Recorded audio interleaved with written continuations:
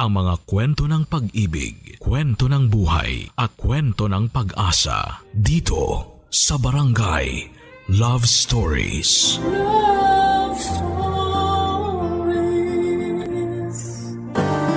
Kapag kapusukan ang ating pinairal, sanga-sangang problema ang posible nating kasapitan. Kaya nga mag-ingat tayo kung kanino natin basta hinahanap ang kalinga na kailangan natin. Ikaw, kabarangay, marunong ka bang mag-control? Dear Papa Dudut, may kasabihan na kung mahal mo ay ipaglaban mo at kung para sa iyo ay alagaan mo. Maliit pa lamang ako ay mahilig na akong magbasa ng mga nobela kung saan ay nagkakatuluyan sa dulo ang mga bida. Kaya nga minsan na rin akong nangarap na makatagpo ng lalaking mamahalin ko at mamahalin ako. Pero habang lumalaki ako ay napagtanto ko ang kaibahan ng mga istoryang nababasa ko sa libro laban sa realidad ng buhay. Bago po ako magpatuloy sa pagkukwento ay gusto ko munang bumati ng isang mapagpalang araw sa inyong lahat at sabihin na masugid ninyo akong tagapakinig. Itago nyo na lamang po ako sa pangalang Agnes, 42 years old at taga Tagaytay City, Cavite. Pero hindi talaga ako lumaki rito, tubong Quezon City talaga ang aming pamilya. Ngunit kinailangan naming lumipat ng tirahan para na rin sa kapanatagan ng aming kaisipan. Magsisimula ang aking istorya noong kabataan ko. 14 anyos ako noon, samantalang ang ate Cynthia ko naman ay 18 anyos naman. Dalawa lamang kaming magkapatid at masasabi ko ngang sangang dikit nga talaga kami. Simula pa lamang sa pagkabata namin. Kumbaga hindi ko lang basta ate si ate Cynthia. Matalik na kaibigan na rin ang turing ko sa kanya. At mahal na mahal namin ang isa't isa, Papa Dudut.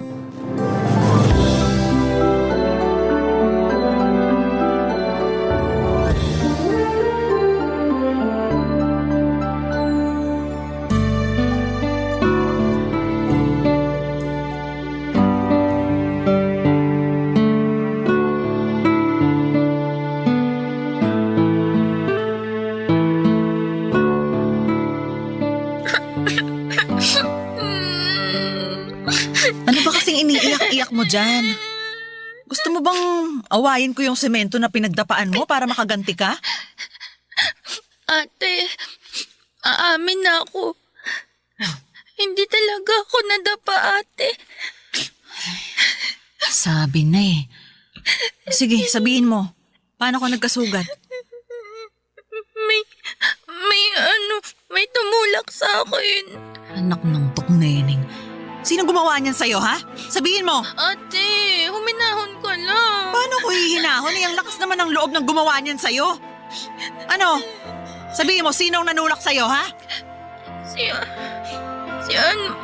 Wag na lang, ate. Anong wag na lang? Pag hindi mo yan sinabi, mamimihasa yan. Baka ulit-ulitin niya pa ang ginawa niya sa'yo, kaya sabihin mo na sa akin kung sino yan.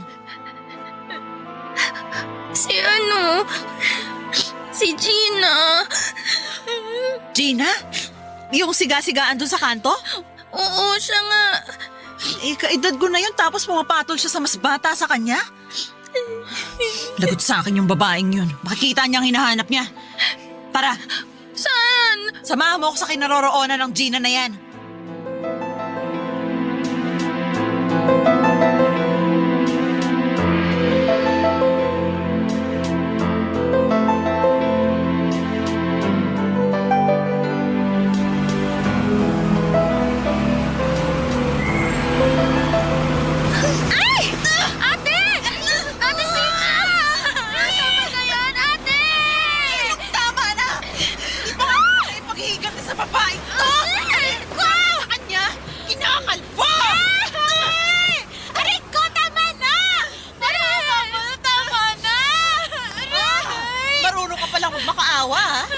Tinulak mo yung kapatid ko. Nung inaway mo siya at pinagtulungan ng mga kaibigan mo, naawa ba kayo? Hindi naman, di ba?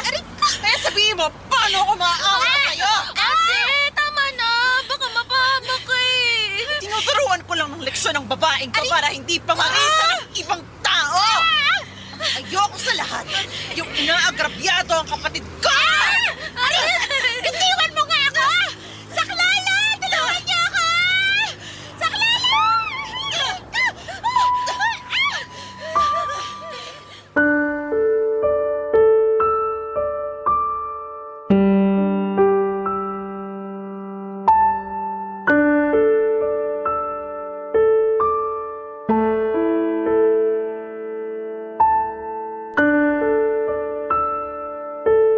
Papadudot laging sinasabi sa akin ni Ate Cynthia na handa siyang makipagpatayan.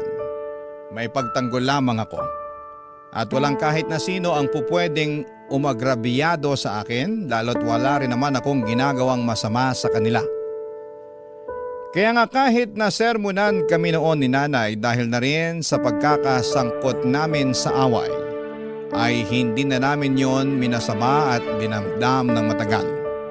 Simula noon ay wala nang umaway sa akin sa lugar namin, lalo't kilala nila ang ate ko kapag nagalit.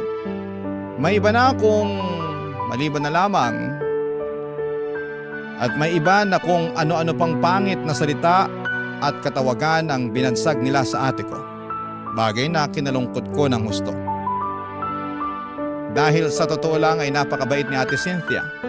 Napakalambing niya at kalmado at hindi naman siya palaging galit o nakaangil, lalo na kapag wala namang rason para uminit ang ulo niya.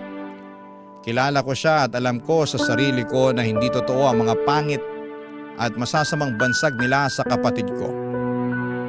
Papadudot mabilis na lumipas ang taon at nag-mature na kaming pareho ng ate ko. Pero kahit na nagdaan ang maraming panahon at nadagdagan ng aming edad ay hindi pa rin nawala ang closeness namin sa isa't isa. Mapangarapin ang ate ko. Marami siyang bagay na gustong gawin at lugar na gustong puntahan pag nakapagtrabaho na siya. Siyempre, kasama kami sa pangarap niyang yon. Kaya nga laking gulat ko nang may biglang pinagtapat sa amin si Ate Cynthia, Papadudot.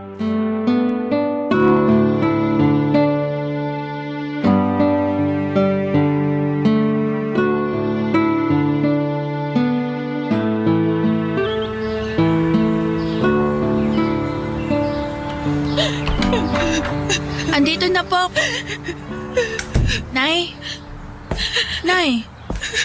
Bakit kayo umiiyak? Ano pong nangyari? Paano kung hindi iiyak ay may kasalanan ng ate mo sa akin? Nakasabi naman po kayo na may kasalanan ako. Hindi naman ako nakapatay ah. Hindi nga, pero mas malala pang ginawa mo. Ano po ba kasing ginawa ni ate? Ate, anong nangyari? Wala. Wala namang nangyari na na malala. Huwag kang maniwala dyan kay nanay. Masyado lang siyang madrama. Buntis ang ate mo, Agnes. Nagdadalang tao siya. Buntis? Totoo ba yun, ate? Oo. Totoo na buntis ako. Nay, tahan na. Huwag na po kayong umiyak, Nay. Oo nga, nay. Para naman kayong ewan eh. Buntis lang naman po ako. Kaya nga, buntis ka kung kailan isang taon na lang ay magtatapos ka na sa kolehiyo, Cynthia. Ano ba kasing nasa isip mo? Bakit ka nagpabuntis? Pasensya na po. Nangyari lang naman Ano nangyari na lang? Ha? May ganun ba? May bigla na lang nabubuntis kasi nangyari na lang. Sigurado ko na ginusto mo rin yan. Pero bakit? Hindi mo na ba kami naisip ng tatay mo? Nakalimutan mo na ba ang pangarap namin sa'yo na makapagtapos ka ng kolehiyo?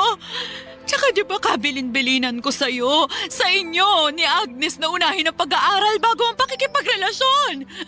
Higit sa lahat, alagaan ninyo ang mga sarili ninyo. Na wag yung isusuko sa kung sino-sino lang na lalaki ang mga katawan nyo na walang basbas ng simbahan. Alam nyo ba na malaking kasalanan ng magpabuntis ng hindi kinakasal? Pananagot na naman po ako ng nobyo ko, Nay. Sa katunayan, plano niya rin akong pakasalan. Ate, may nobyo ka pala? Bakit parang hindi mo yata nabanggit sa akin yung tungkol sa bagay na yan? Pasensya na, Agnes. Wala nang magagawa ang paghingi mo ng pasensya. Kaya nga po tanggapin niyo na lang na buntis na ako. Na magkakaupo na kayo sa akin. Sa tingin mo, ganun lang kadaling gawin ang bagay na yon? Ano na lang ang mangyayari sa pag-aaral mo? Sige nga. Akala mo yata madaling mabuntis at magkaanak, Cynthia. Pwes, ngayon palang sinasabi ko na sa'yo na hindi. Mauubos ang oras mo sa pag-aalaga ng sanggol. Matrabaho ang maging ina. Anak ko naman po yung aalagaan ko. Hindi naman anak ng ibang tao. Paano na lang ang mga pangarap mo sa buhay? Kalilimutan mo na lang yun, ganun ba? Hindi ko po alam, pero ang prioridad ko lang sa ngayon ay ang magiging anak namin. Tisip, mabaging langit. Ay, wala namang problema kung magkaanak ka. Pero bakit naman ngayon kung kailan nag-aaral ka pa? Ay, masisiraan ako ng ulo sa iyong babae ka. Papadudot na sa huling taon na sa kolehiyo noon si Ate Cynthia, 1 taon na lang at magtatapos na siya sa pag-aaral. Ngunit mukhang napornada pa, kagaya ng sinabi ni nanay dahil nga sa nabuntis siya. Malungkot ako at nakisimpatya sa sentimiento ng nanay namin dahil matagal na nilang pangarap ng namayapa naming tatay na makapagtapos kami sa kolehiyo. Pero ano pa nga bang magagawa namin? Buntis na si Ate Cynthia at napansin ko na nagbago na lang bigla ang mga priority niya sa buhay. Kung dati pag-aaral at paghahanap ng trabaho pag nakapagtapos na siya, sa kolehiyo ang pinagtutuunan ng pansin ni ate, ngunit simula nang nabuntis na siya. Ang pag-aalaga na lamang sa kanyang sarili at sanggol na nasa sinapupunan niya ang iniisip niya. At kahit na masama ang loob ni nanay, natutuhan na lang din niyang tanggapin ang bagong kapalaran ng kanyang panganay. Kung ako po ang tatanungin ninyo ay wala namang kaso sa akin ang pagdadalang tao ni Ate Cynthia, lalo na at nakita naman namin na mahal din siya ni Jobert, ang tatay ng kanyang anak. Barangay Love Stories. Barangay Love Stories. Papadudot kung meron man akong tampo kay Ate Cynthia simula nang aminin niya sa amin na buntis siya. Yon ay yung ni minsan ay hindi niya nakwento ang tungkol kay Jobert. Hindi niya nabanggit sa akin na may nobyo pala siya at matagal na sila. Ang buong akala ko ay wala kaming sikretong tinatago sa isa't isa. Pero hindi ko na lamang pinalawig at pinatagal ang tampong yon nang humingi ng tawad sa akin si Ate Cynthia. At tinanggap ko naman yon dahil alam ko sa aking sarili na hindi ko siya matitiis. 22 anyos noon ang kapatid ko nang ikasal siya kay Jobert. Noong sumunod na taon ay sinilang naman niya ang anak nilang babae na pinangalanan nilang Neri. Isang malusog na sanggol ang pamangkin ko at kamukhang-kamukha siya ng ate ko. Sa bahay pa rin namin sila nakatira habang nag-iipon pa sila ng pera para makapagbukod. Sa loob ng ilang taon ay masasabi ko na namuhay kami ng maayos. Masaya at matiwasay. O walang perpektong pamilya, papadudot, ngunit sa huli, kung meron mang kaming tampuhan at hindi pagkakasunduan, ay mabilis lang din namin na naaayos ang mga yon.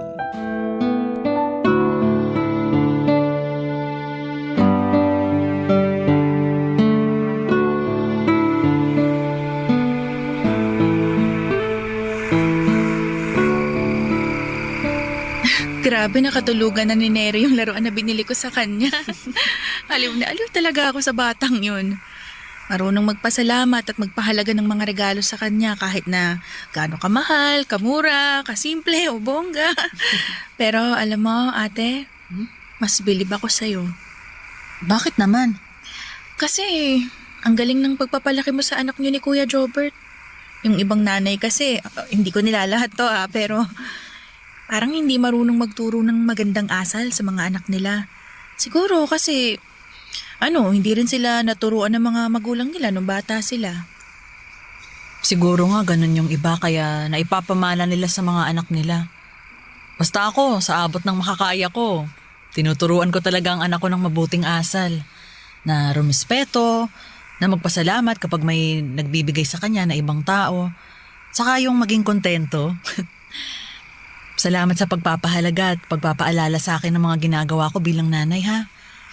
Malaking bagay yung mga sinabi mo kasi minsan naiisip ko lang na, alam mo yun, napapatanong ako sa sarili ko kung sapat na ba ang pagiging nanay ko sa anak namin ni Jobert. Kung tama ba yung pagdidisiplina ko sa kanya o kung sobra na ako, ganun. Wala namang perpektong nanay. Pero lagi mong tandaan na tama at sapat ang ginagawa mo ha para sa pamangkin ko.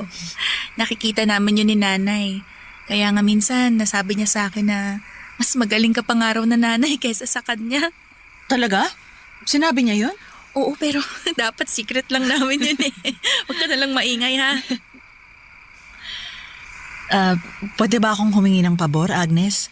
Sige, ano yun ate? Sana, kahit magkaroon ka na ng sarili mong mga anak, mahalin mo pa rin yung anak ko.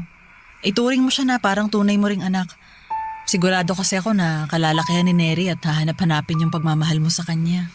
Ano ka ba ate? Oo naman. Makakaasa ka na hinding-hindi magbabago, hinding-hindi mababawasan at baka nga mas madagdagan pang pagmamahal ko kay Neri eh. Dahil sabi mo nga, pangalawang magulang na niya ako.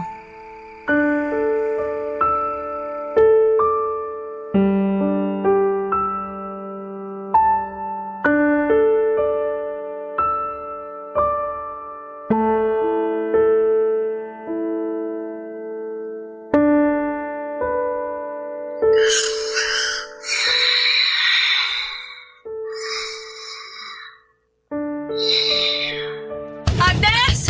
Sino ba? Agnes, anak! Gumising ka muna, dali! Buksan mo tong pinto! Sandali lang po, Nay. Pagbubuksan ko po kayo, sandali lang.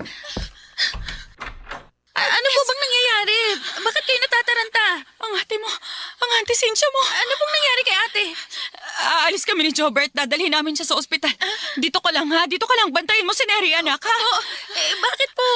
Ano nga po bang nangyari kay ate? Bakit niyo siya dadalhin sa ospital? Ewan ko, hindi namin alam. Basta na lang din ako ginising ni Jobert. Ang sabi niya kasi... Ano daw po, Nay? Hindi na raw gumagalaw si Cynthia. Hindi na siya magising. Diyos ko po. Kaya dito ka lang muna ha. Bantayan mo ang pamangkin mo ha. Opo, Nay. Ay, tara na po! Nakapapatawag na ako, tricycle! Nandyan na. Mauna na kami anak ha. Babalitaan ka na lang namin. Opo, Nay. Sige po, mag-iingat po kayo.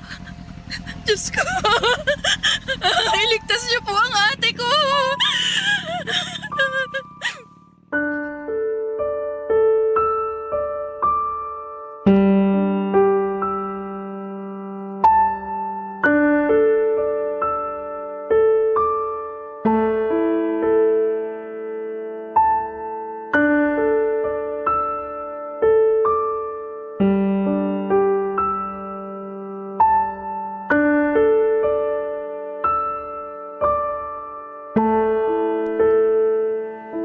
Papadudod sinugod nila nanay at Jobert si Ate Cynthia sa ospital habang ako naman ang naiwan para magbantay sa anak nila sa bahay. Aandap-andap ang aking dibdib sa kaba at pagkalito, lalo na at bagong gising pa lamang ako noon at naaktuhan ko pa silang natataranta. Pero buti na lamang at natuon sa pamangkin ko ang aking atensyon kaya pansamantala akong kumalma.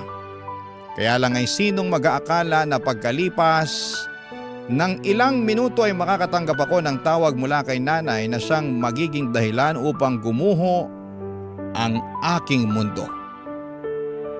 Umiiyak pa noon si nanay sa kabilang linya nang banggitin niya ang mga katagang wala na ang Ate Cynthia mo. Patay na siya. Pagkarinig ko noon ay humagulhol agad ako, Papadudot. Nahawa na lamang siguro sa akin ang pamangkin ko kaya umiyak na rin siya. Niyakap ko siya ng mahigpit habang nakasalampa kami sa sahig. Para kasing nawala ng lakas sa mga tuhod ko pagkatapos ng pag-uusap namin ni nanay. ni hindi ko masabi sa pamangkin ko na wala na ang mama niya. Namatay sa aneurysm si Ate Cynthia. May pumutok na ugat sa kanyang ulo habang natutulog siya. Sobrang biglaan ang pagkawala niya. Mabilis na lumipas ang 1 taon simula nang mawala si Ate Cynthia at masasabi ko na bagaman nakakausad kami, ay mas marami pa rin ang mga pagkakataon na nalulugmo kami. Minsan ay sabay-sabay naming naaalala si ate at minsan naman ay sinosolo na lang namin ang pagluluksa. Sa bahay pa rin nakatira ang mag-ama niya at si nanay ang nagboluntaryong mag-alaga sa anak nila kapag nasa trabaho si Jobert. Malaking tulong yon dahil hindi kakayanin ng bayaw ko na maging nanay at tatay ng anak niya.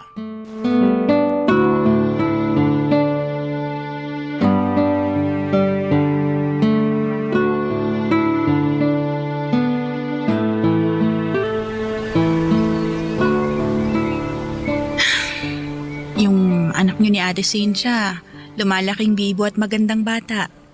Sigurado ako na kung buhay pa yung kapatid ko matutuwa siya pag nakita niya yung anak niyo. Alam ko na miss na rin niya kayo. Miss na miss ko na rin siya Miss na miss ko na rin si Cynthia. At kahit na 1 taon na nakalipas simula nung mawala siya, parang kahapon lang nangyari lahat. Tanda ko pa nga yung tagpo na sinugod namin siya ni nanay sa ospital. Wala na siyang malay noon at iba na rin yung kulay ng mga labi niya. Ang hirap ang lungkot na mamatayan ng asawa lalo na't maliit pa yung anak namin. Nakakapanghinayang lang din na hindi niya na makikita yung paglaki ni Neri. Kahit naman ako nanghihinayang at nalulungkot din sa nangyari. Hanggang ngayon hindi pa rin ako makapaniwala na wala na si Ate Cynthia. Nakinuha na siya sa atin ng ganun-ganun lang.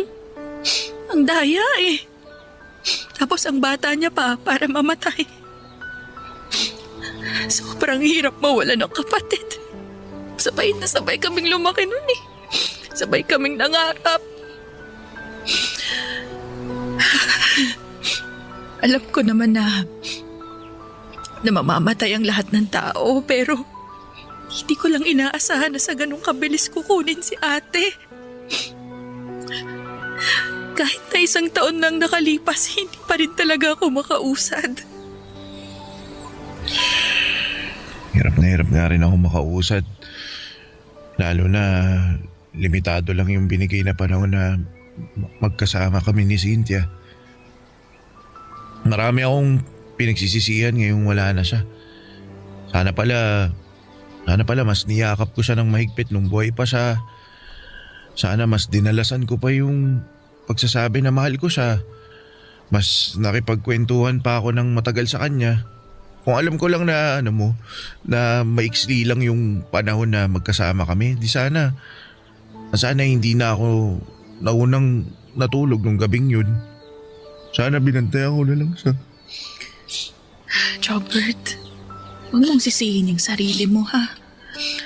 Kahit na maiksing panahon lang kayo nagkasama ni ate, naging mabuting asawa ka naman sa kanya.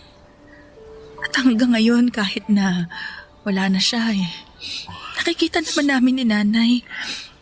Alam namin na ginagawa mo yung lahat para maging mabuting tatay sa anak niyo. Sinusubukan ko naman kahit mahirap Kaya salamat talaga, Agnes. Salamat saan? Kasi nandiyan kayo ni Nanay Ines para tulungan ako. Para lalayan ako. Doon pa lang sa simpleng pagtatali mo ng buhok ni Neri, malaking bagay na yun para sa akin Pinapagaan yun na yung buhay ko. Wala yun. Tsaka ganun naman talaga yung pamilya. Nagtutulungan.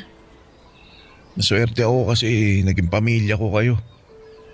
At maswerte ang anak namin ni Cynthia kasi nagkaroon siya ng isang mabait at maalagang tita sa katauhan mo, Agnes. Salamat. Salamat, Robert. At ikaw din. Maswerte rin sa'yo si Neri kasi mabuti kang tatay sa kanya. Salamat. Sigurado ako na maswerte yung lalaki na mamahalin mo.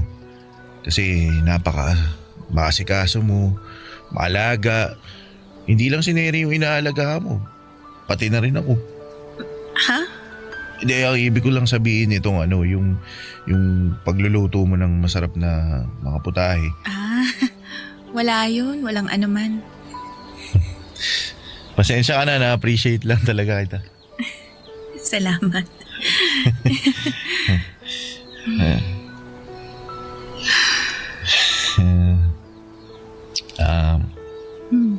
Agnes, Ano yun, Robert? huwag mo sanang masamain yung sasabihin ko ha. May nakapagsabi na ba sa'yo kung gaano ka kaganda? Ha? At kung gaano ka pulang ang labi mo? Wala pa. Wala. Pwede ba kitang halikan?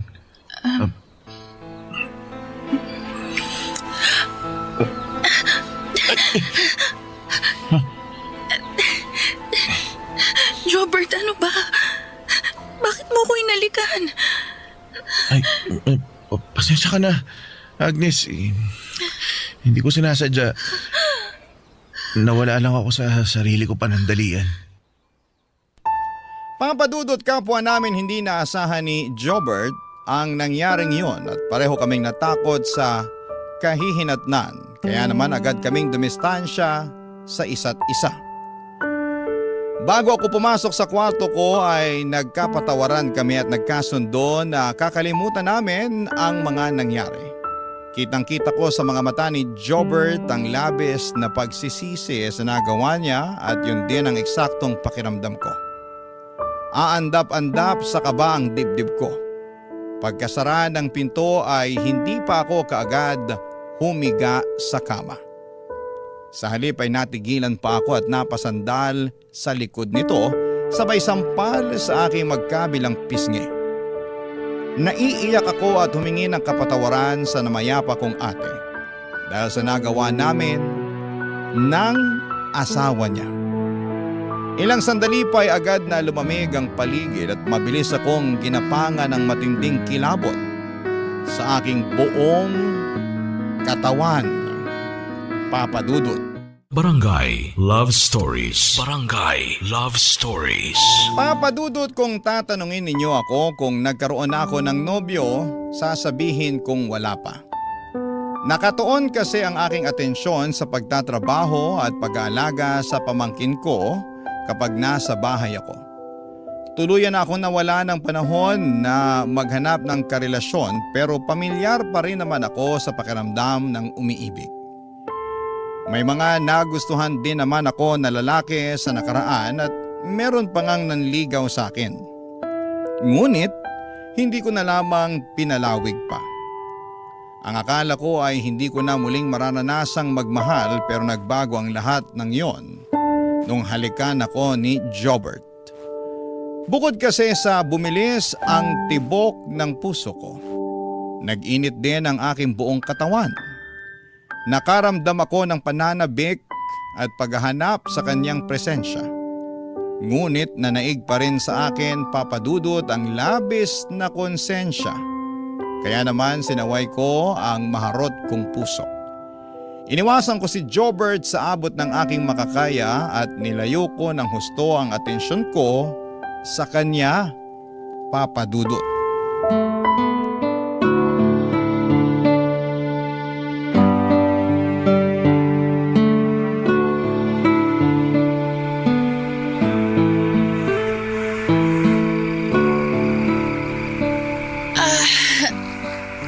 Grabe.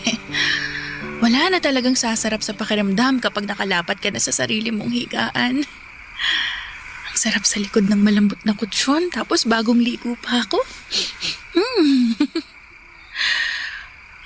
Parang bigla akong inantok Napagod naman kasi itong buong araw ko sa opisina. Parang wala nang bukas. Ay, kabayo! Uy! Ay, Gwapo ko naman kabayo. Jobert! The one and only. Bakit? May kailangan ka ba? May sasabihin ka ba? Meron eh. Ano yun? Pwede bang ano ba to? Parang bigla ako nahiya. Uy, ano ba kasi yun? Pwede bang tumabi sa'yo? Ha? Pwede bang dyan ako matulog ngayon sa kwarto mo? Siyempre, hindi pwede. Sige na, hindi ako sanay na walang katabi eh. Masyadong malamig yung higaan ko kasi mag-isa lang ako tapos naiisip pa kita. Sira ulo ka, bakit mo naman ako iniisip? Hindi ko rin alam, basta hindi ka mawala sa isip ko eh. O paano? O payag ka na ha, tabi na tayo matulog. Total, wala naman si nanay eh. Tayong dalawa lang yung nandito sa bahay, tsaka kabilin-bilinan niya, bantayan daw kita, di ba? Kaya ko sarili ko. Hindi mo na ako kailangan bantayan. Tara na, uminga ka na rito, tabihan mo na ako. Jobert, tama ba tong... Huwag ka na magalit. Tayo lang naman yun nandito eh. Tara na, tabihan mo na ako. Sige na nga. Pero, isasara ko na muna tong pinto. Ikaw bahala. Usog ka. Pwesto ko yung hinihigaan mo eh. Sorry. Yan. Higa ka na rito sa tabi ko. Sige.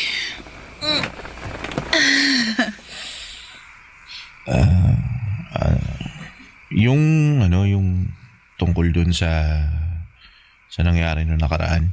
Alin? Yun bang bigla mo na lang akong hinalikan? Oo. Maling-mali na nangyari ang bagay na yun, Jobert. Asawa ka ng ate ko. Tatay ka ng pamangkin ko. Alam ko, pero magagalit ka ba kung aaminin kong ginusto ko yung ginawa ko? Jobert! Ikaw ba, hindi mo ba nagustuhan yun? Alam ko, Agnes, ramdam ko na nagustuhan mo rin yung ginawa ko. Aminin mo na, sige na. Oo. Anong masaya ka na? Oo na, ano? Ano ba yan? Gusto pa ulitin eh. Sige na, para lang malinaw. Sabi ko, oo na. Nagustuhan ko rin yung hinalikan mo ko noon. Nagustuhan ko rin yung pakiramdam. Jobert! Jobert! Ano yun, Agnes? Mali. Mali tong ginagawa natin. Hindi tayo dapat naghahalikan. Bakit wala naman ako nakikitang mali rito? Single ka, single din ako. Kahit na. Gusto mo pa tigilan na natin to? Kung oo, sige, lalabas na ako ng kwarto mo. Ano? Ano, Agnes? Ano? Sagot! Wag. Anong wag? Wag kang umalis. Wag mong tigilan.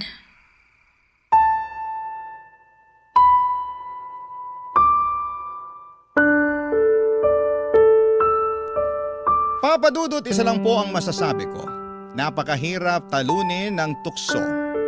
Kahit na alam kong bawal dahil asawa pa rin ang ate ko si Jobert at pangit tignan na magkaroon kami ng personal na ugnayan sa isa't isa ay napakahirap pa rin kalabanin ng puso. Pareho kaming naging mahina ni Jobert at hinayaan namin ang aming mga sarili na hanapin ang kalinga at kaligayahan sa bawat isa. Oo, may nangyari sa amin ang gabing yon at masasabi ko na bagaman kinain ako ng matinding konsensya, noon lang din naging masaya at napanatag ang puso ko dahil nahanap ko kay Jobert ang aking pahinga. Habang nasa probinsya pa si nanay at ang aking pamangkin ay sinulit namin ni Jobert ang pagkakataon na kami lang ang magkasama sa bahay. Umakto kami na para kaming mag-asawa at pareho naman naming naramdaman ang labis na kasiyahan at pagkakontento. Pinagtapat din sa akin ni Jobert na nahuhulog na siya sa akin at ganoon din naman ang nararamdaman ko para sa kanya. Ngunit habang papalapit ang pag-uwi ni nanay sa bahay ay agad kaming sinampal ng katotohanan na hindi po pwede ang aming pag-iibigan, Papa Dudut.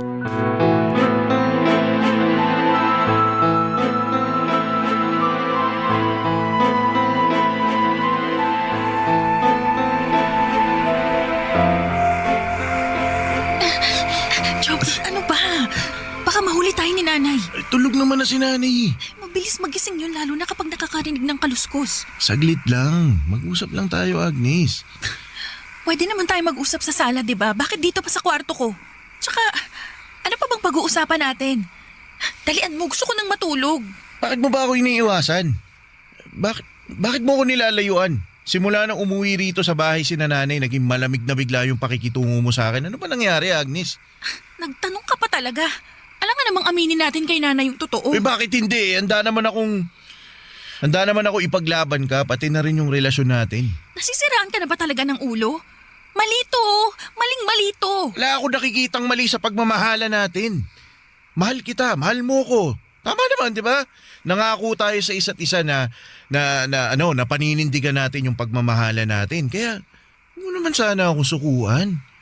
Huwag mo naman akong talikuran na lang basta ng ganun. Nasasaktan ako eh.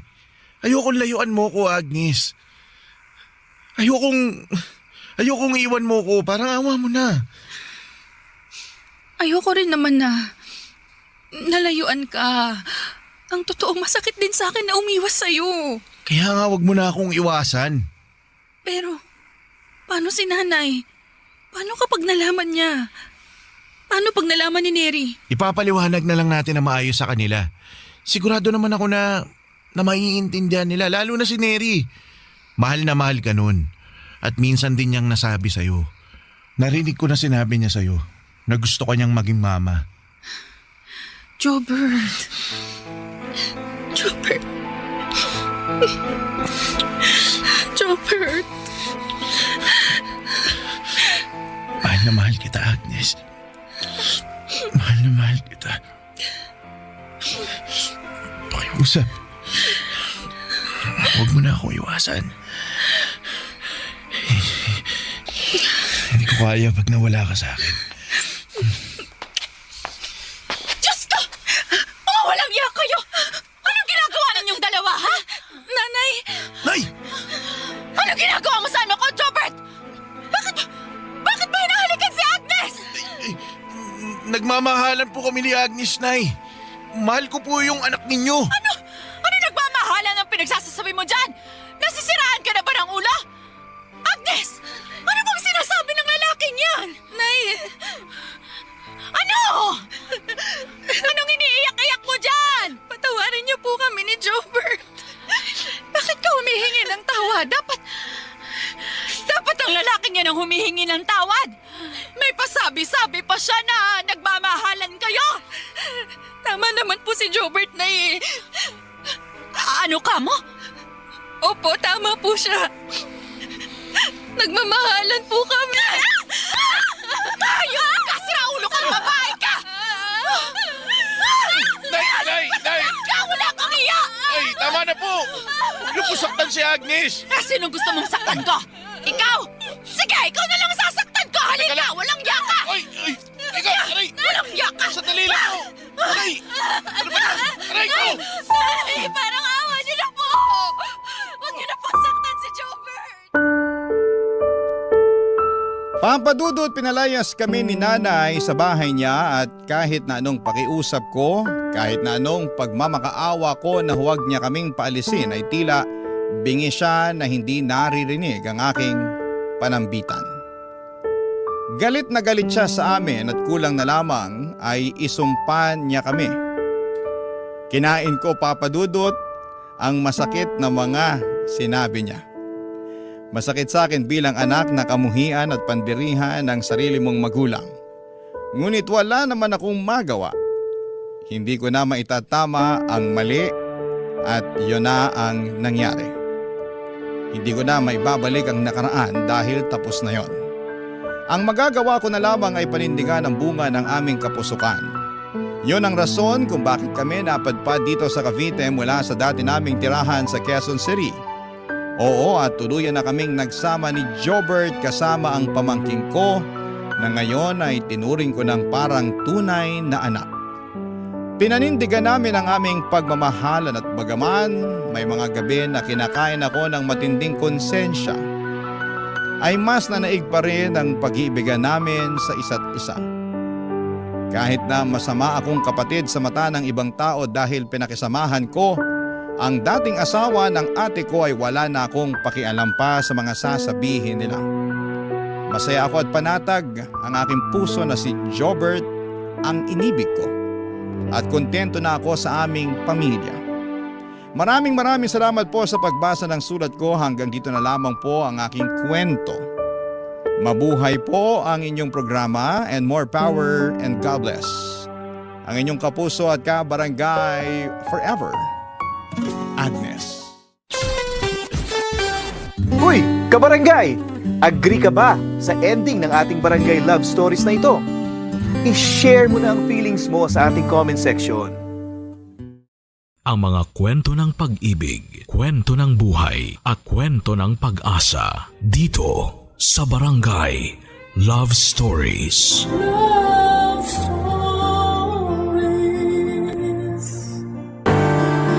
Huwag sasama ang loob kung tayo man ay tinuturuan ng mga nakatatanda sa atin. Hindi dahil marami na silang nagawang tama, kundi minsan mas marami pa silang nagawang mali at yon ang ayaw na nilang pagdaanan pa natin. Ikaw kabarangay, natuturuan ka ba?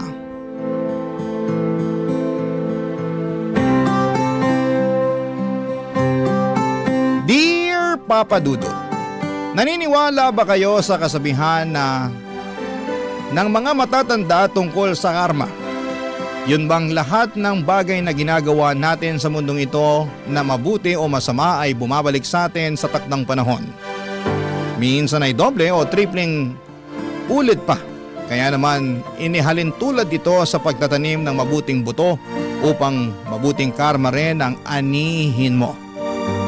Siguro yun nga ang pinagdaraanan ko, kaya naman napasulat ako sa programa ninyong Barangay Love Stories.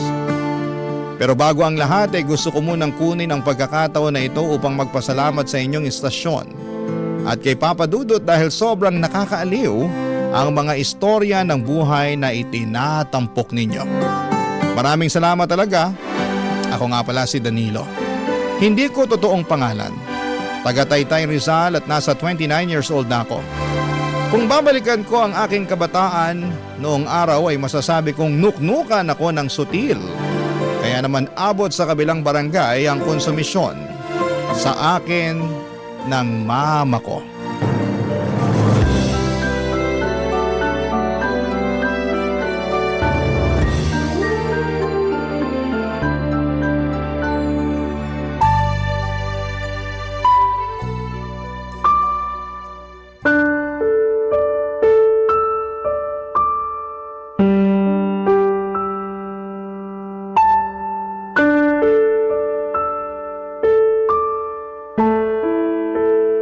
Mahabaging langit, Danilo! Ano ba namang klase itong mga grado mo?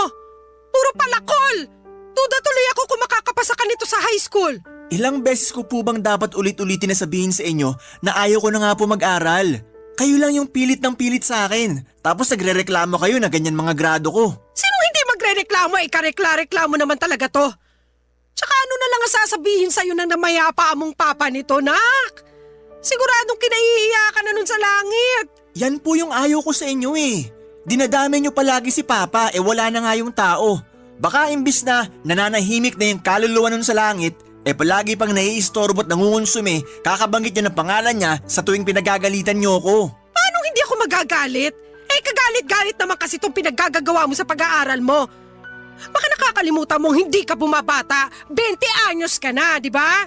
Opo. Sa edad na yan, dapat nasa kolehiyo ka na pero hindi ka pa nakakapagtapos ng high school. Ay nako, paulit-ulit naman po tayo eh. Konti na lang po, maiirita na talaga ako sa inyo. Aba? Ikaw pa umiga ng mairita sa akin, ha? Kasi naman po ang kulit nyo eh. Paano ako naging makulit kung kapakanan mo lang naman yung iniisip ko? Tsaka hindi naman ako makikinabang sakali makapagtapos ka ng pag-aaral. Ikaw din naman, di ba? Baka nakakalimutan mo na mas madali makapaghanap ng trabaho yung mga kabataang may tinapos. Alam ko naman po yun. Alam mo naman pala, pero palagi mong binabaliwala yung mga pangaral ko. Hindi ko po binabaliwala. Pero nakakaturete na kasi kayo eh. Tsaka para naman kayong di makaintindi. Ilang beses ko na sinabi sa inyo na ayoko na nga mag-aral. Ang tanda-tanda ko na rin para pumasok sa eskwelahan. Siyempre nahihiya na rin ako, no? Mas mahiya ka sa akin dahil ako ang nagpapaaral sa'yo. Hindi ko naman po sinabi na pag-aralin niyo ako Tsaka ako makakumpara kayo sa akin sa ibang tao. Lalo dun sa mga anak ng mga kazumba nyo na nakagraduate na. Akala nyo naman talaga na pakinabangan nila yung mga tinapos nila. Anong ibig mong sabihin? Yung anak ng kumare nyo, tinapos pagkapiloto pero nasan ngayon? Di ba nasa call center kasi practical daw? Grabing pagsasayang ng pera naman yun makapagtapos lang siya ng kurso niya na kung tutuusin, mapapamura ka sa mahal tapos babagsak lang sa ganun. Tapos yung isa pang anak ng kumare nyo, IT naman ang tinapos pero nauwi lang sa pagre-repair ng mga gadget sa palengke. O ano masama ron? Wala, pero pwede naman yun matutuhan kahit di ka nakapagkolehiyo Aksaya lang sa pera na pinag-aral pa sila ng ganun tapos dun lang sila mapupunta. Di ba para namang mas nakakahiya na sabihin may tinapos ka pero di ka sa larangang yun nagtatrabaho? Hindi nakakahiya yun. Dahil anong malay natin sa pinagdadaanan nila? Diba?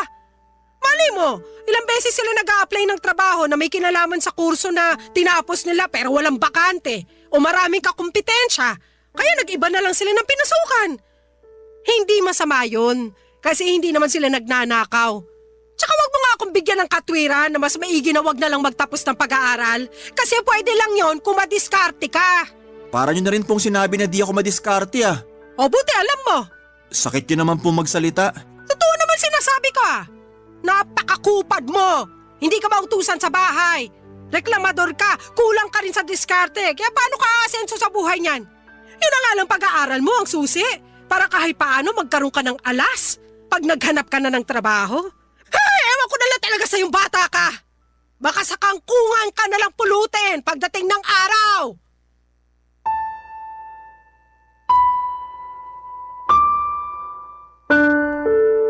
Papadudot kung may ibang kabataan na nagkakandarapang makapag-aral, pues baliktarin niyo po ako. Dahil hindi ako yung klase ng kabataan na sabik sa pag-aaral.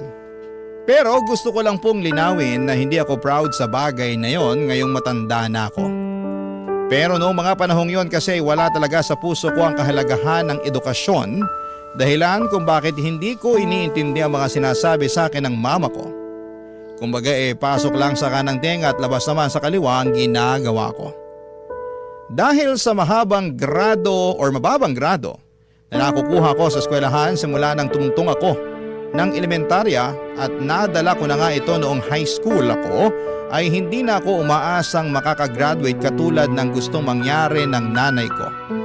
Pero mapilit siya kaya gumawa ako ng isang bagay para matakasan ang pag-aaral. At makalipas lamang ang 2 buwan ay binalita ko yon kay mama.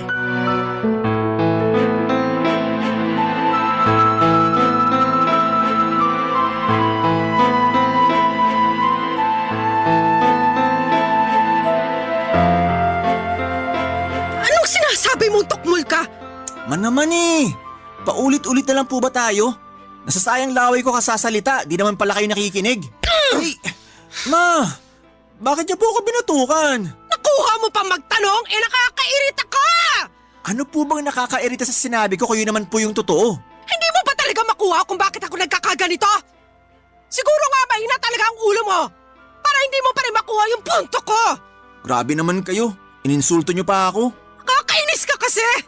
Ewan ko kung anong klaseng utak meron ka para maisip mo pang bumuntis at magkaanak.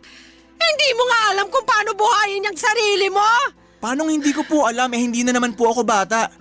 Kaya ko na ang sarili ko at patutunayan ko yun sa inyo. Pwede ba Danilo? Huwag mo nga ako pasikatan ng ganyan. Paanong kaya mo ng sarili mo? Hanggang ngayon ako pa rin naglalaba ng mga damit mo. Pati yung mga brief mo ako rin na naglalaba. Kailangan nyo pa po ba talagang sabihin yan? Aba oo naman, bakit hindi? Pwede ko naman yan ipagawa sa nanay na magiging anak namin. Total gawain ng mga babae yan. Yan! Diyan ka magaling! Yung iasa sa ibang tao, yung mga bagay na dapat ikaw na mismo ang gumagawa. Tsaka ganyan na lang ba talaga kababa ang tingin mo sa aming mga babae? Tagalaba, tagaluto, tagalinis ng bahay? Kasi kung oo ba, hindi ka na rin naiiba sa tatay mo. Manang-mana ka sa kumag na yon. Man naman kung di nyo ako kinukumpara sa ibang tao ginagaya nyo naman ako kay Papa. Baka nakakalimutan nyo na kahit anak niya ako, magkaibang tao pa rin kami. Aba oo naman, kasi Kasi kahit naman paano marunong mag-alaga ng mga anak niya yung tatay mo. Nabibilinan ko na yon sa inyong magkakapatid nung maliliit pa kayo. Eh ikaw! Kaya mo na ba mag-alaga ng bata? Magpalit ng diaper? Magtimpla ng gatas? Tingin ko kasi hindi pa eh. Dahil mas mukhang alagain ka pa kaysa sa anak mo. Tapos ang lakas pa ng loob mo na sabihin na patutunayan mo sa akin. Bakit po ba imbis na suportahan nyo na lang ako, pinagsasalitaan nyo pa ako ng masakit? Naturingan pa naman kayong nanay ko pero masyado kayong masakit manalita. Nasasaktan ka kasi totoo yung mga sinabi ko. Tsaka paano kita susuportahan hindi mo nga pinakinggan yung mga pangaral ko sa'yo nung araw? Na imbis na pag-aaral mo ang atupagin mo, mas pinili mo magkaanak. Apo nyo rin naman po yung magiging anak ko Apo ko nga! Pero sana lang wag na wag mo siyang idadamay sa pagiging miserable ng buhay mo. Kawawa naman kasi yung magiging anak mo. Hindi mangyayari yung bagay na yon dahil magsisikap ako sa buhay. At patutunayan ko sa inyo na aasenso ako, na hindi ako magiging miserable at di rin magagaya sa akin yung magiging anak ko. Alam nyo ma, naiintindihan ko naman kung bakit kayo nagagalit sa akin kasi nga hindi ko kayo sinunod na tapusin ang pag-aaral ko. Pero sana maintindihan nyo na hindi lahat ng kabataan gusto makapagtapos ng pag-aaral. Di lang talaga para sa akin ang bagay na yon kaya wag nyo na akong pilitin. Ngayon na magkakaanak na ako, gusto ko na lang magtrabaho para kumita ng pera. Bahala ka sa buhay mo! Matanda ka na! Basta, wag ka lang lalapit sa akin at magsasabi na sana tinapos mo ang pag-aaral mo imbis na nag-anak ka ng maaga! Papa Dudut, aminado ako na wala pa akong alam sa pagkakaroon ng anak at tama naman lahat ang mga sinabi sa akin ni Mama noong sinermonan niya ako. Pero nang mga panahong yon, alam ko sa sarili ko na mas gusto ko nang maging tatay kesa tapusin ang pag-aaral ko. At kahit na nakonsensya pa ako ng bahagya ng umiyak si Mama, ay tinatagang ko na lamang ang aking loob at sa huli ay tuluyan na akong nawala ng pakialam sa damdamin niya. Para sa akin, matanda na ako para patuloy pa rin niyang pakialamanan sa kung ano ang desisyon na gusto kong gawin sa aking buhay. At para sa akin, Papa Dudut, ay kakayanin ko naman siguro magtrabaho upang kumita ng pera nang sa ganon ay may maipangtustos ako sa aking anak.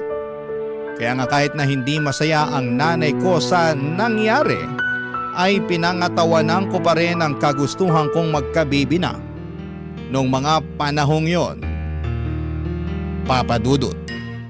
Barangay Love Stories. Barangay Love Stories. At dahil nga sa hindi ko na tinapos ang pag-aaral ko, ay hindi na rin po ako nakagraduate ng high school, Papa Dudut. Sobrang laki ng panghihinayang ng nanay ko dahil 1 taon na lamang ay hindi ko pa raw pinagbigyan. Patuloy pa rin niyang sinumbat sa akin ang lahat ng pera na ginastos niya, pambaon ko at pagbibigay niya para sa mga projects noong araw na nag-aaral pa ako. Bagay na kinainis ko talaga ng husto sa kanya.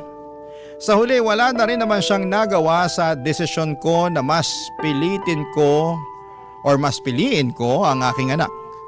Kaya lang inarealize ko na mahirap pala talagang kumita ng pera. Maswerte kami kasi pensyonado ang namayapa naming tatay, kaya naman kahit papaano ay may nakukuha ang nanay ko. Namatay kasi ang tatay ko noong nasa 2nd year high school pa lamang ako at kabilin-bilinan nga niya kay Mama na pagtapusin ako ng pag-aaral. May mga nakatatanda akong kapatid na meron na rin namang trabaho, pero dahil pamilyado na rin sila ay limitado na lamang ang perang na ibibigay nila sa bahay. At dahil nga sa hindi ko pa kayang makapagbukod noon ay sa bahay ko muna itinira ang aking mag-ina. At naging maayos naman ang relasyon ng nanay ko at ng kinakasama kong si Lena, Papa Dudut.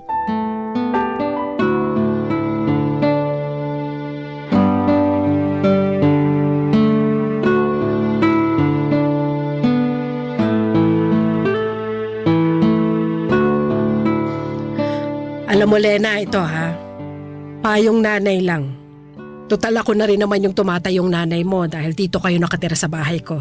Ano po yan, Ma? Kapag nakakalakad na yung anak mo at matibay na yung tuhod, turu-turuan mo na ng mga gawaing bahay. Hindi kasi porke lalaki, dapat masanay na walang alam sa buhay. Hindi dapat kalakihan ng apo ko na palaging umaasa sa mga babae, sa mga bagay na pwede naman nilang gawing mag-isa. Yun naman po talaga ang plano kong gawin pag lumaki na po yung anak namin ni Danilo. Napaunti-unti, tuturuan ko siya na gumawa ng mga gawaing bahay para may alam naman siya. Oo, kasi yan yung bagay na hindi ko nagawa at naturo nun kay Danilo. Biruin mo ha, 4 silang magkakapatid. At si Danilo lang ang lalaki. Siyempre, dahil nga uniko iho, spoiled ng tatay. Kaya pinagbawalan ako na paggawain ng mga gawaing bahay. Palibhasa, magkalinyang pag-iisip ng mag-amang yon. Kaya nga lagi ko sinasabi kay Danilo na manang-mana siya sa tatay niya. Medyo napansin ko nga po kay Danilo na ayaw niya na gumagawa ng mga gawaing bahay. Mabilis mag-init ang ulo niya.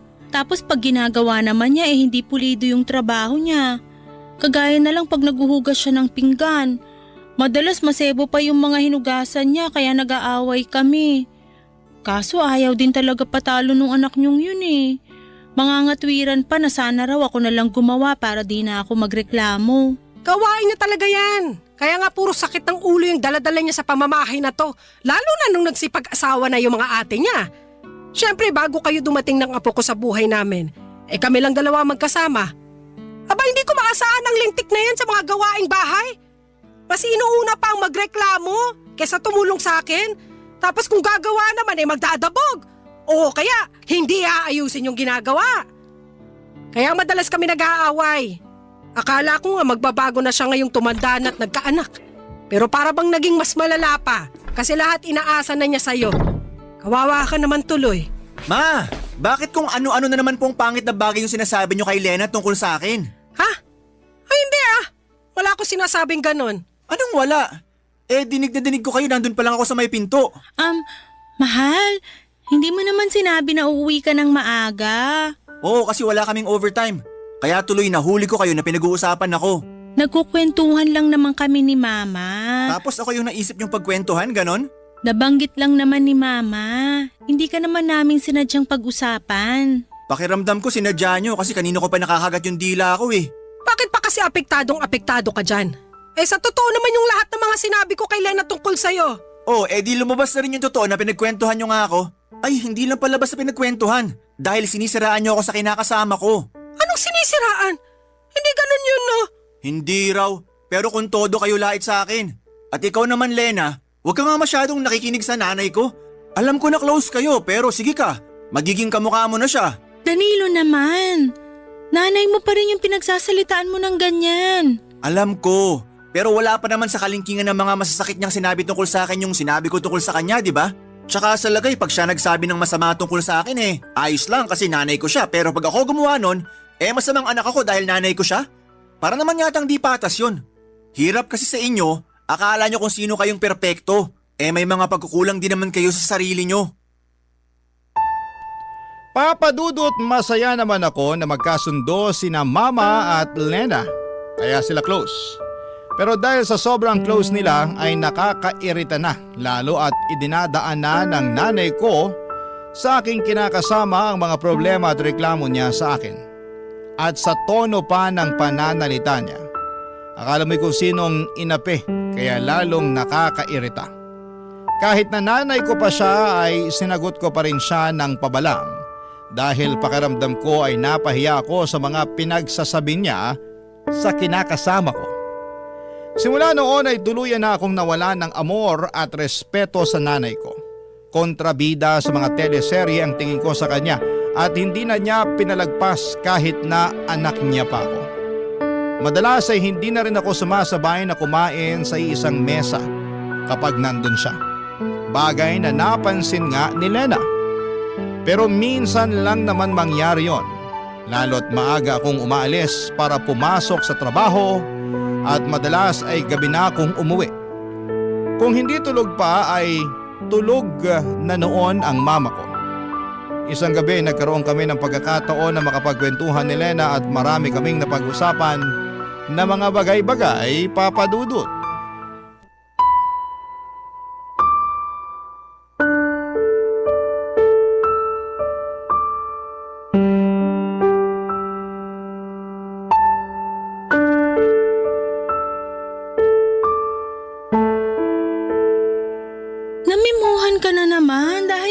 beses kang na-late sa cut-off nyo. Oo. Di mo ba nabasa dyan? Nag-sorry na lang ako para kunwari may pakay ako sa memo nila. Paano nangyari yun? 10 minuto lang naman yung layo ng tinitira natin sa pinapasukan mo. Paano ka nalilate? Ha? Ano kasi? Ano? Ang nilagay mo lang kasi rito sa incident report mo hindi na mauulit.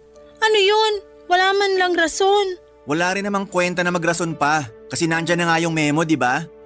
Sige. Balik tayo sa tanong ko. Ano nga yung rason? Bakit ka nalilate? Bakit kasi inaalam mo pa? Kita mong tapos na naman, di ba? Sagutin mo na lang tanong ko. 1, 2. Oo na. Ikaw talaga, no? Ginawa mo pa akong bata. May nalalaman ka pang pabilang-bilang dyan. Danilo, 3. Huwag mo nang hintaying mag-4, makakaltukan kita. Minsan kasi, hindi namin napapansin ng mga kasamahan ko na 8:00 na pala. Tapos napasarap pa yung yosi at kwentuhan namin sa kantin. Ang aga-aga namang chismisan yan. Hindi naman palagi. Anong hindi palagi? Nung nakaraang buwan namemohan ka rin dahil panay ka overbreak. Tapos magdadahilan ka pa na hindi palagi. Alam mo, lokohin mo na lelang mo, wag ako. Oh, ayan ka na naman. Nagagalit ka na naman. Sige nga, sabihin mo paano ako hindi magagalit habang tumatagal papangit ng papangit tong record mo sa kumpanya nyo Parang kailan ka lang naman nagsimula rito.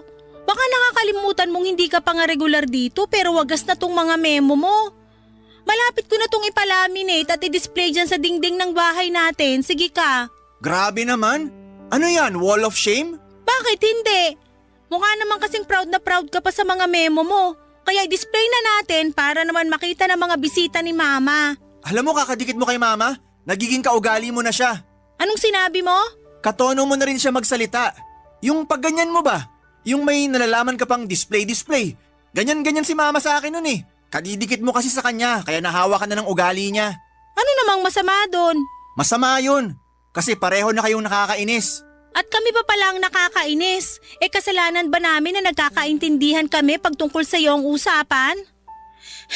Saka wag mo ngang ibahin ang usapan. Wag mong isali yung mama mo rito kasi labas siya rito. Hirap sa'yo, hilig mo mandamay ng iba Bakit kaya hindi mo ayusin at baguhin yung ugali mo, no? Sobra ka naman. Sobra na kung sobra, pero pamilyado ka na. Hindi ka na binata na pwedeng magpabanjing-banjing sa trabaho mo. Di na pwede yung aalis ka kung kailan mo gusto, lalo na may anak ka ng sinusuportahan. Hindi ko naman kayo pinababayaan May nabibigay ako sa iyong pera tuwing sahuran. Meron nga, pero kulang. Alam mo, di naman ako magrereklamo kung sapat lang talaga Pero mapapanot na lang ako sa kakabudget, hindi ko talaga mapagkasya yung sahod mo. Buti sana kung hindi ka pala hingi ng masarap na ulam. Gusto mo pa palaging nagkakarne. Palibasa wala kang alam sa presyo ng kilo nun sa palengke. Magkaroon ka naman ng pangarap para sa amin ng anak mo. Paano tayo makakaipon para makabukod niyan kung ganyan ka magtrabaho? Please Danilo, ayusin mo naman. Papadudot kahit na nainis ako kay Lena dahil sa dami ng mga issue na sinabi niya sa akin hindi lang sa trabaho kundi sa nanay ko na rin, ay alam ko sa aking sarili na totoo naman ang lahat ng yon. Paiba-iba ako ng mga napapasukan at wala akong naging permanenteng trabaho dahil sa dami ng problema ko. Kadalasan po ay tungkol yon sa pakikisama at minsan kasi sobra-sobra tapos ay minsan naman ay kulang na kulang. Madali rin akong magsawa at tamarin sa isang bagay na paulit-ulit ko nang ginagawa. Kaya nga kahit na anong kagustuhan naming makapagbukod ni Lena ay alam namin na hindi pa talaga kakayanin dahil sa liit at hindi stable na kinikita ko. Tapos imbes na magsikap sa pagtatrabaho at lumakas ang aking loob para mas makapagpatuloy ay na-depress ako. Pakiramdam ko ay naparalisa ang buong katawan ko sa mga problemang binato sa akin ng kapalaran. Kaya naman hindi ako makakilos ng maayos ng mga panahong yon. Papadudot.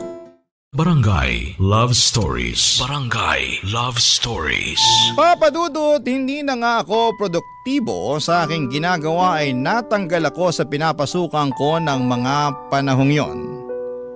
Pero inilihim ko yon kay Lena dahil baka mag-alala siya at mamroblema. Nakiusap na lamang ako sa iba kong kakilala sa dati kong mga pinasukan na bigyan ako ng racket para naman kahit papaano ay may kitain ako, pero alam ko na niloloko ko lamang ang aking sarili dahil hindi matatapatan ng mga barya-baryang kita ko ang sinesweldo ko kada kinsenas at katapusan sa dati kong pinapasukan na kalkulado ko na ang aking kikitain. Kaya naman napansin nyo ng misis ko. Kaya para mapagtakpan na natanggal ako sa trabaho at makapagbigay pa rin ng pera kay Lena nang hindi niya pinagdududahan ay nangutang na nga po ako. Alam ko naman na mapanganib yung ginawa kong yon pero ayoko lang talagang mag-away kaming dalawa. Saka hindi pwede na mawalan ako ng perang pambigay dahil nga may anak kami na sinusuportahan ko. Kaya lang ay lumobo lang ang utang na yon. At umabot na sa punto na hinahunting na ako ng mga pinagkakautangan ko. Kaya wala na rin po akong nagawa kundi ang magsabi kay Lena at tulad ng reaksyong inaasahan ko ay nagalit siya sa akin ng husto, Papa Dudut.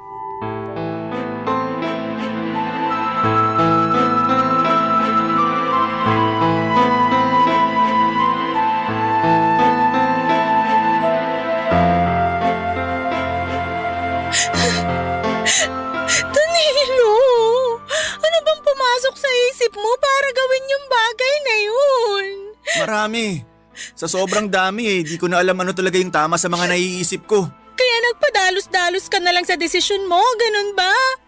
Akala mo siguro yun yung tamang gawin, pero hindi mo na naisip yung balik nitong problema sa atin. O ngayon, wala ka na nga trabaho tapos ang dami mo pang utang. Pero nagawa ko lang naman yun para hindi magkulang sa perang binibigay ko sa'yo.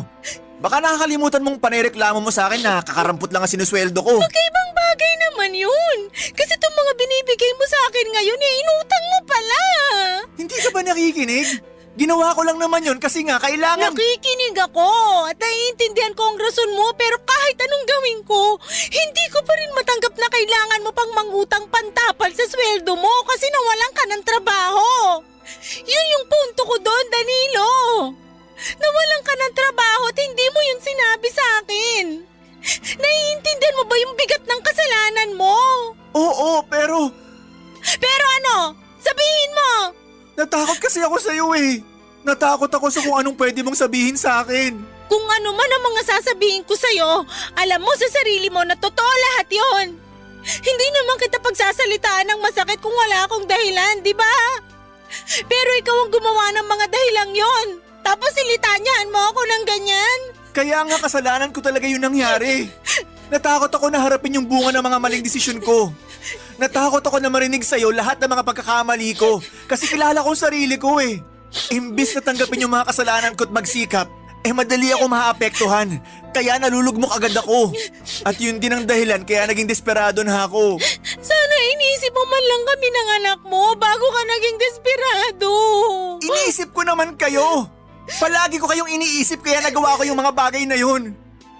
Maniwala ka sa akin, Lena. Mahal na mahal ko kayo ng anak natin. Ewan ko, pero malapit na talaga akong maniwala sa mama mo na hindi ka maasahan. Si mama na naman. Alam mo, namumuro na talaga sa akin yung nanay ko na yan. Bakit ka nagagalit sa kanya? Totoo naman yung mga sinabi niya. Saka kumpara sa akin mas matagal ka nang nakasama ng nanay mo kaya kabisado na niya yung ugali mo. Oo nga, pero hindi pa rin tama na sinisiraan niya ako sa'yo. Hindi ka niya sinisiraan. Ikaw ang sumisira sa sarili mo. Pwede ko naman kasing hindi paniwalaan yung mga sinasabi niya dahil araw-araw nagbabago ang tao para sa ikabubuti niya. Pero hindi mo yung magawa sa sarili mo. Sa katunayan, puro na lang sa ikasasama mo at ng pamilya natin yung mga ginagawa mo. Sabihin mong hindi, patunay yung mga memo mo sa dati mong trabaho sa mga violation na pinaggagawa mo. Sorry na, hindi ko naman sinasadya eh. Siguro nga tama kayo ni Mama na masyado kong sutil at hindi maaasahan. Ewan, Personalidad ko na siguro. Akala ko noon walang makakapagpabago sa akin kasi kahit nga mga pangaral ng nanay ko hindi ko sinusunod. Sabi niya mag-aral daw ako ng mabuti para makapagtapos ako pero inayawan ko kasi nahihirapan ako. At tingin ko hindi para sa akin ang pag-aaral. Pero mas nahihirapan ako ngayong maghanap ng matinong trabaho. Dahil prioridad ng mga ina-applyan ko yung mga may tinapos. At wala ako noon. Kaya nga pakaisipin mo yang mabuti dahil hindi mo na mababalik yung nakaraan. At kahit na magsisi ka pa at magmukmok, wala ka nang magagawa. Alam mong hindi yan ang sagot kundi magpakatino at magpatuloy. Pero kung hindi mo talaga kaya, hayaan mo akong tulungan ka. Ako na magtatrabaho, ikaw magbantay sa anak natin. Papadudot para akong binanlian ng kumukulong tubig na sinundan ng isang balding punong-puno ng yelo dahil sa mga sinumbat sa akin ni Lena. Lahat kasi yon ay totoo at para bang natapakan noon ang aking pagkalalaki. Kasi wala naman akong nagawa, alam ko na pag ako lang ang dumiskarte ay lalo kaming mababaon sa utang. Nung ako pa nga lang mag-isa ang nakakaalam ng problema ko ay para bang masisira na ako ng ulo. Kaya nga tulad ng payo sa akin ng kinakasama ko ay nagsikap ako sa paghahanap ng trabaho. Pero pinag-isipan ko rin naman kung siya na lang muna ang pagtatrabahuhin ko dahil mas madiskarte at malakas ang loob niya kaysa sa akin. Hindi nga nagtagal ay pumayag akong mamasukan si Lena at kapag rest day niya ay ako naman ang rumaraket. Pinatos ko na talaga kahit na anong pwede katulad ng pagtatao sa mga tindahan, pagiging delivery boy or waiter sa mga catering event. Lahat ng yon ay ginawa ko para makapag-ipon ng pambayad sa aking mga utang. At hindi yon lingid sa kaalaman ng nanay ko, Papa Dudu.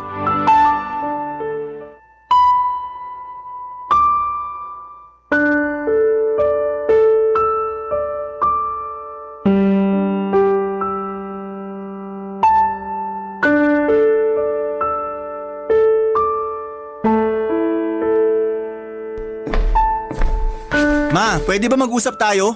Anong pag-uusapan natin? Kita mo nagbabasa ako ng pocketbook Mamaya na lang po kayo magbasa. Importante po kasi to. Ano ba kasi yun? Kagabi po dun sa birthday party ng kumare nyo. Alam kong nandun kayo kasi nga kumare nyo yung kumuha sa catering namin para sa party nila. Andun nga ako. O tapos? Anong o tapos? Manaman naglolokohan ba tayo rito? Oo. Naglolokohan lang tayo rito kasi hindi ko maintindihan yung tinutumbok ng usapang to. Ano ba kasi ang gusto mong sabihin? Sabihin mo na. Hindi yung inaabala mo ang pagbabasa kung lentik ka. Tinatawag ko kasi kayo kagabi doon dahil isa ako sa mga waiter. Pero hindi nyo man lang ako pinapansin. Nakailang tawag ako ng mama pero di kayo lumilingon. Napansin na nga ako nung katabi nyo at sinabihan kayo na tinawag ko kayo pero umiling lang kayo at kumain. Inisip ko na lang na baka wala kayo sa mood makipag-usap kaya nagtrabaho na lang ako. Pero pagdaan ko ulit sa likod nyo, narinig ko na nabanggit ng katabi nyo yung pangalan ko. Kasi nga raw nakita niya ako na nag-waiter sa catering service tong party na yon. Pero sabi nyo, hindi ako yon.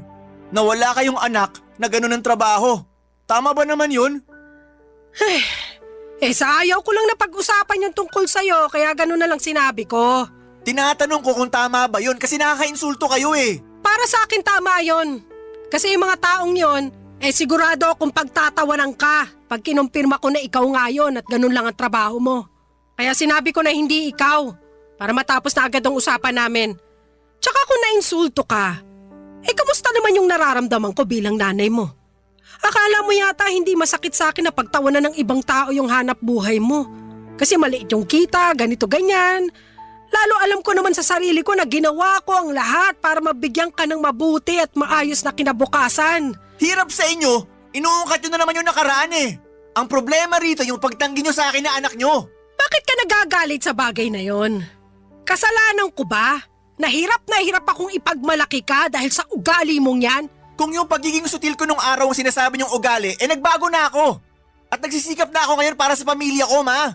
Dapat lang naman talaga na magsikap ka. Dahil nabanggit sa akin ni Lena na marami ka raw pinagkakautangan na kailangan mong bayaran. At lahat ng yon ay kagagawa ng padalos-dalos mong desisyon sa buhay. Kahit nanay mo ko sumuko na ako sa ugali mong yan. Kaya hindi mo ako masisisi kung ganito ako sa'yo ngayon. Para sa akin, pambawi ko to sa lahat ng konsumisyon na pinaranas mo sa akin nung araw. Kumbaga gusto ko na lang na hindi mangonsumi sa'yo. Lalo na't nandyan naman na yung kinakasama mo. Kawawa nga lang siya kasi ang bata-bata pa baka tumanda agad kung hindi ka magbabago. Alam mo Danilo, imbis na umiyak-iyak ka dyan o magtampo-tampo, mabuti pang gawin mo pagtuunan na lang ng atensyon ng buhay nyo. Magsumikap ka para makabayad ka sa mga utang nyo. Magpakatino ka sa pagtatrabaho para matustusan mo ang mag-ina mo. Patunayan mo sa akin na responsable ka na. Baka sakaling magbago ang tingin ko sa'yo at maipagmalaki na kita. Papa Dudut, alam kong masakit ang mga sinabi sa akin ng mama ko. Pero wala naman akong magawa dahil lahat ng yon ay totoo at tagos sa buto. Kasalanan ko naman talaga ang mga maling desisyon ko sa buhay kaya naging pangit ang resulta nito. At ang masakit pa ay karamay ko pa sa mga kamalasang yon si Lena at ang aming anak. Pero ayoko nang malugmok at patuloy na kaawaan ng aking sarili sa sitwasyon na kinasasadlakan ko. Sa halip ay nagsikap ako para makabangon. Hindi nagtagal ay nakaipon naman kami ng pera ni Lena na pambayad sa mga utang ko at pinangako ko sa kanya na hindi na ako basta-basta gagawa ng desisyon na hindi siya kinukonsulta. Marami po akong natutunan sa mga karanasan ko sa buhay na dinala ko nitong tumanda na ako. At kasama na nga doon yung mga hindi pagpapasaway sa mga magulang natin. Dahil posible nila tayong bawian pagdating ng panahon. Pero hindi naman ako tuluyang kinahiya at tinakwil ng mama ko and in fact, maayos ang relasyon namin ngayon dahil pinatunayan ko sa kanya na seryoso na ako sa pagbabagong buhay para sa ikauunlad ng aking sarili. At yun naman ang pinaka-importante. Hanggang dito na lamang po ang sulat ko, Papa Dudut. Maraming salamat po sakaling mapili po ninyong i-ere sa programa ninyong Barangay Love Stories. God bless and more power sa inyong istasyon. Ang inyong forever kapuso at kabarangay, Danilo. Anong say mo sa Barangay Love Stories na ito? Pagkwentuhan natin sa comment section yan.